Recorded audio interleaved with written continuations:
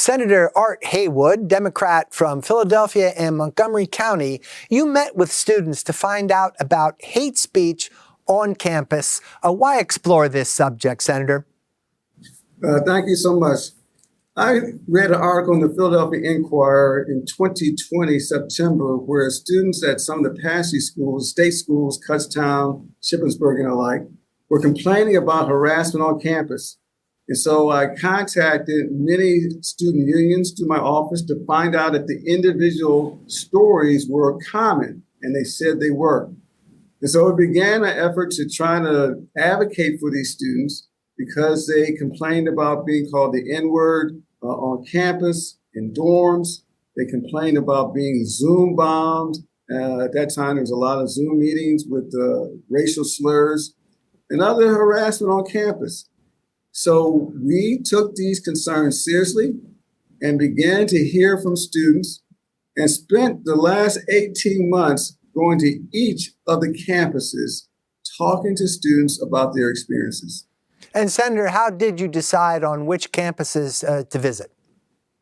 So the schools that we heard from were all the state schools, and we visited all of them, except for Slippery Rock. We had a virtual meeting, but we went to Kutztown, Millersville, Edinburgh, Clarion, California, all of them beginning in April of 2022. So it's about 3,000 miles. And these are some really challenging conversations with the young people. Sometimes they broke down in tears because of the trauma of hearing the harassment.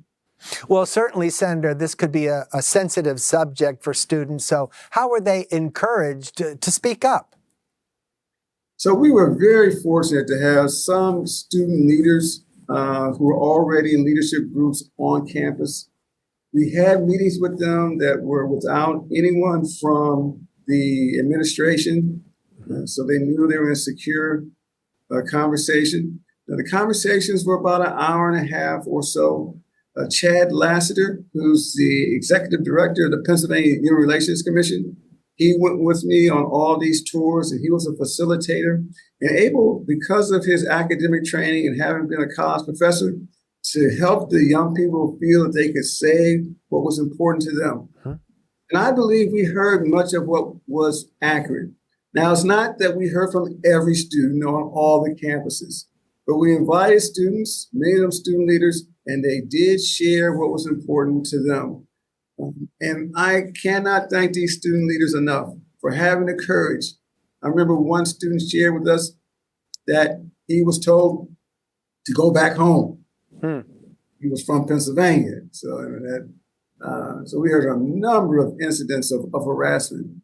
Unfortunately, there are some students who have decided to leave the campuses and go to another school because of the mistreatment. How significant were those numbers, Senator? Can you tell us roughly?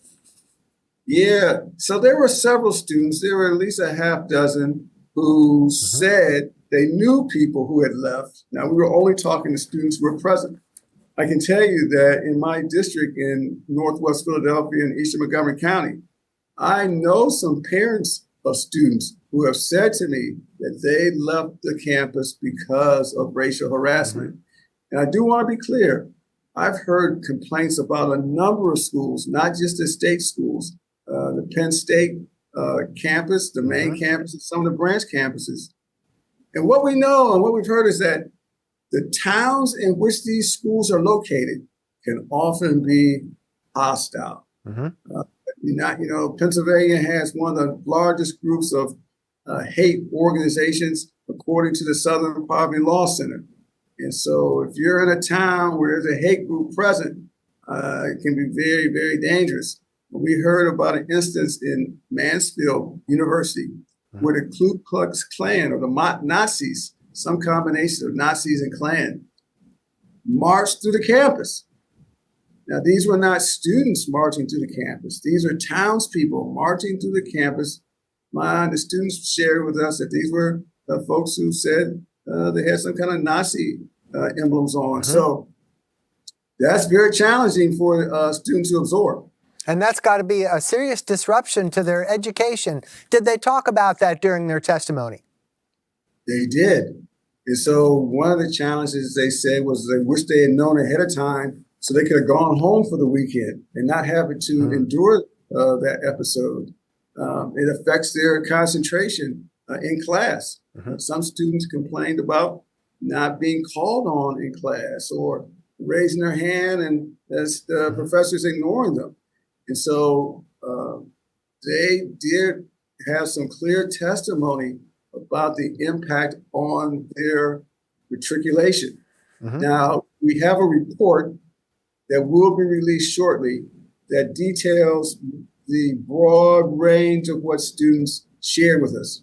But the report also includes what administrations on these individual campuses are trying to do. And on most of these campuses, the presidents and the administration realize that there's a challenge, and they are taking some action to try to address it. Some more better than others, like any other environment. But I will share one really terrible experience that the students shared with me that was long-standing. They told me that you can't go beyond the fountain. This is at Bloomsburg. That if you go beyond the fountain, then you are subject to injury, harassment. And this fear of going beyond the fountain is long-standing. I've talked to graduates of Bloomsburg from decades before now, and they told me the same thing. Black students should not go beyond the fountain. So this fountain is located somewhere on campus, I take it? It is in the city. It's not on campus.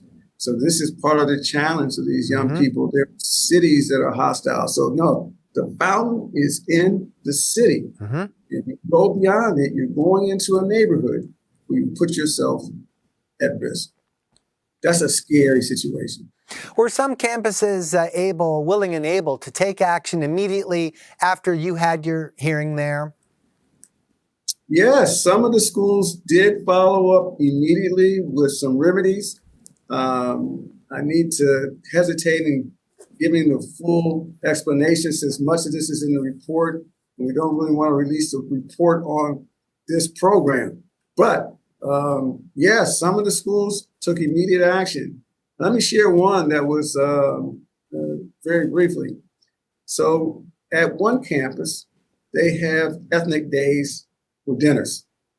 And they have an African-American day for dinner, and they have a Hispanic day for dinner to try to recognize the different ethnicities. However, the ethnic day for African-American dinner is fried chicken, collard greens, mac and cheese, and then they said they had watermelon in a salad bar. This is a very stereotypical kind of meal, and the students it was repulsive to the students that they would be so stereotyped. We brought it to the attention of leadership, the president, some of their cabinet, and they immediately said they would no longer designate that as the African American meal day. It's fine as a meal, but it's not a stereotype that should be placed on the African American students. So that was an immediate response from a campus president to the relief of the African American students who did not want to be so stereotyped. So at this point, Senator, have you drafted legislation that can address this? And let's start with, the language in your bill is very important. For example, how do you define harassment? So harassment is legislation I'm proposing so that individuals will not be subject to harassment. And so we have a definition in the legislation, that's all based upon the severity and the emotional harm. Now, we are very clear that when there's physical harm, there's violations. Whether that's an assault, that's the typical violation. However, for emotional harm, we don't tend to have the same level of protection. It was clear to me from these visits that there was significant emotional harm and trauma on these young people, and they need to be protected from it. Now, there's a big free speech debate. What is permitted, what's not permitted? What has historically been prohibited what is not protected, unprotected, are fighting words. And fighting words are like the N word and similar kind of racial slurs. These are not protected historically. And so that is not free speech, which can be prohibited and can be regulated. Does that phrase appear in your bill, Senator? I'm very interested, again, in the language. In other words, fighting words. That's plainly understood, I think. Is that in the bill? It is. Fighting words are covered. And what we try to reach are the types of free speech that are not protected. And fighting words is the main category. I do want to say something else about these so-called free speech. This is not free speech. Hate speech is not free. The individuals are suffering significant emotional harm from the speech. So it's not free. There's a cost. And on these campuses, the cost is typically student withdraws and has to go to another school, or the student's performance in class is less because they're so concerned and distracted with the hate. So it's not free. There's a cost. And that cost is being allocated, is that all to the most vulnerable on these campuses. Now, I understand, Senator, the state system of higher education hired what they call a vice chancellor for diversity. Just what has that position accomplished so far, if anything? So Denise Pearson is in that position, and we have worked closely with her to try to get campuses to make changes. One example of what that position has accomplished has been a big advocate for more DEI officers on campus. So there's some people on campus responsible for protecting these students from the harassment and the mistreatment. In addition, that office has been very important in implementing mandatory diversity training for faculty, staff, and students, all of which has been mandated by the Board of Governors. So that office has been a tremendous ally as we try to respond to the challenges of the students, as well as the chancellor. Dan Greenstein's been a fantastic ally using his office to try to make sure that students have an environment that's conducive to learning. We're taking their tuition dollars, and with those tuition dollars, these young African-American, these Black and brown students should get a quality of education, a quality of college experience that's consistent with anyone else who's paying the same amount of money. Now, if there is an incident of harassment on campus, hate speech, as we've been talking about it, is there a system in place currently, or perhaps that's addressed in your bill? Because after all, if this happens, then it would be nice if there was an organized way to report it. Is that covered in your bill? That is not covered in the bill, but it is a policy proposal that I've made to the Board of Governors. And there is an effort to create a standard system for incident reporting and follow-up. Right now, each campus has their own, and they're all varied, and where you find them in terms of the website is all over the place. So we have encouraged the campuses to come up with one standard incident reporting and follow-up system that is clearly accessible to the students. What we did find from the campus tours is that students are unaware of the incident reporting system and unaware of any follow-up. In fact, that was one of the most common complaints, is a lack of follow-up on the incidents. So there are some national standards for incident reporting and what is often called bias response teams. So there's some models that we can follow here in Pennsylvania. We do not have to reinvent the wheel. And we adopt are the national standards, the best practices for incident reporting and response, and we'll be fine. But again, they exist. This is a matter of adoption and implementation. Let's talk about the PHRC, and that's the PA Human Relations Commission. And you did mention them earlier. How is their authority affected by your bill? So my legislation would put the onus on the Human Relations Commission to enforce these standards. It would allow individuals who have been victims to go to the PHRC and file a complaint. And then it would be up to the PHRC to take enforcement action against the campus. Now, fortunately, most of the campuses are most trying to do the right things. Obviously, again, some are doing better than others. Mm-hmm. So it's my hope that these incidents, when they come up, could be resolved without litigation, but through conversation and mediation. The Human Relations Commission has a significant track record in resolving issues through mediation, and I believe it's a place where it can get done. At the same time, if we get institutions that are not willing to step up, then further enforcement action would be required. Your colleague in the Senate, Jay Costa, said, "We're witnessing an unprecedented rise in hate crimes." What do you suppose is fueling that? So I did a study on state of Black Pennsylvania, and we looked at a number of features between 2010 and 2021. And one of the things that we did find was a significant rise in hate crimes in the last decade. This is in large part because, in my opinion, the MAGA movement, which has said that there are some people who are good and there are some Americans that are bad, whether those are immigrants or African Americans. And so, unfortunately, the white supremacy movement really got a big push from former President Trump, as we know, with the incidents in Virginia and beyond. And what the students have shared with me is that the time frame for these rising hate incidents are during the time frame of the former president.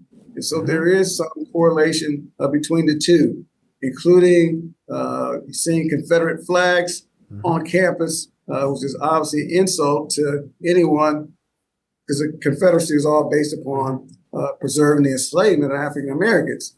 So that is a tremendous insult. But it seems to be largely related to the rise of white supremacy, which is somewhat connected, it appears to be somewhat connected to the last president. How soon might your chamber address this? After all, it sounds like a time-sensitive matter. It is, because we know that the hate speech is not just against African Americans, but it's been a rise against Jewish Americans, Arab Americans, Muslim Americans. And so this hate speech has come to a fore as we see it.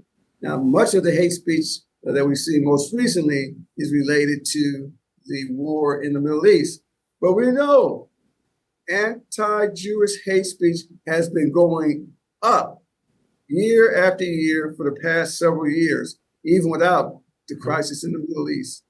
So I'm hopeful that the Senate will take up this legislation in this session. I know that there's been a number of statements against anti-Semitic hate speech, and I hope all those who oppose the anti-Semitic hate speech will also oppose the anti-Black hate speech, will also oppose the anti-Arab and anti-Muslim hate speech. But there are some solutions here without legislation that can be adopted by policy of the universities. And so that is where I think the first and most immediate action can be taken by adopting codes of conduct, by having incident reporting systems, by having bias response teams, by having better retention programs for these students. None of that really requires legislation. It just takes leadership at the campus level. Last question on this subject, Senator. Reiterate, if you would, the contrast in your mind between hate speech and somebody else's freedom of expression. The closest example I can give is the N-word, which is a fighting word. And that is the kind of hate speech that my legislation intends to regulate, because it's already unprotected. It's already unprotected under the First Amendment. This legislation is not primarily about trying to rewrite the First Amendment or all the Supreme Court cases that have interpreted it. But it is intended to make sure that the unprotected hate speech is prohibited. All right, thank you, Senator. Let's change the subject to a silent panic alarm in schools. I understand that's something you're working on. So first, let's start with what advantage does a silent alarm have over the obvious response, which is calling 911? So, unfortunately, as a result of the massacre of the students at Parkland, we learned that the silent alarm would be a way to get law enforcement to the scene without exposing the children and the teachers. Mm-hmm. And so there's an unbelievable student who was part of the Parkland scene, the massacre. She's a survivor, mm-hmm. going around the United States asking legislators to adopt these silent alarms. Mm-hmm. And it's only to save lives because it allows these alarms to go off that can bring law enforcement to the scene without alerting the shooter. Mm-hmm. Now, we know that the amount of time between an alarm and a shooter using an AR-15 or some other kind of similar device and shooting and killing a lot of people is very short. There's not a lot of time for the alarm to go off and for law enforcement to be alerted. Mm-hmm. But whatever time we can get, we need to use. Mm-hmm. And the silent alarm is one method to alert the police without alerting everybody, particularly alerting the shooter. Mm-hmm. And it works around teachers and students who might be tempted to call up their phone. You're trying to eliminate that layer, it seems to me. It is. It eliminates the layer and hopefully can save some lives. It's very challenging, though. Now, I understand this bill is being called Elisa's Law. Can you tell us who Elisa was? So she was the friend who didn't make it. This was the Parkland, Florida shooting? Of the Parkland, yeah. So it's very sad. Mm-hmm. Because she didn't make it. She didn't make it. But fortunately, she has a friend who did, who is doing all that she can in her memory. Mm-hmm. But these are very painful moments. And it's very challenging to see our failure to respond. Mm-hmm. We know that our children are being shot and killed. I'm the father of 3. They're all adults now, but mm-hmm. very, very hard to endure these losses. It's a lot to absorb. Mm-hmm. A lot to absorb. Absolutely, emotionally, it is a lot to absorb. Let's think of a practical consideration, Senator, and you can't avoid doing that. Any ideas as to where the funding would come from to go through with this silent panic alarm in schools? So, we're providing billions of dollars for public education. The last request has been for $5 billion. And so within the budgets of these school districts, I think this is a priority that can be taken up from the existing funding. Now, in addition, we have a school safety grant, and we have provided millions of dollars for school safety, for hardening of schools in the last several years. So that's another option for school districts, school safety grants. But this is a big priority, and we're requiring students to attend school. If you don't attend school, that's truancy. Mm-hmm. And so to require our children to attend school and then not be able to protect them while they're in school, it's just unacceptable to me and to parents across the state and across the nation. And so we're going to require students to attend schools. We've got to make sure that they're protected. Not with just these drills about how you jump under a desk when there's an attack. We need to do all we can with these devices, as well as taking guns away from dangerous people. Senator, we just have a few minutes left. Enough time, I think, for one more topic, and that has to do with lead in school water. So the legislation would call for testing for lead in drinking water at PA schools. And tell us briefly, just how big a problem is this in your district? So in my district, I'm pretty fortunate. The Philadelphia School District already has a program to test for lead and to undertake remediation. In the suburban part of my district, in Montgomery County, there's not been any incidents of lead.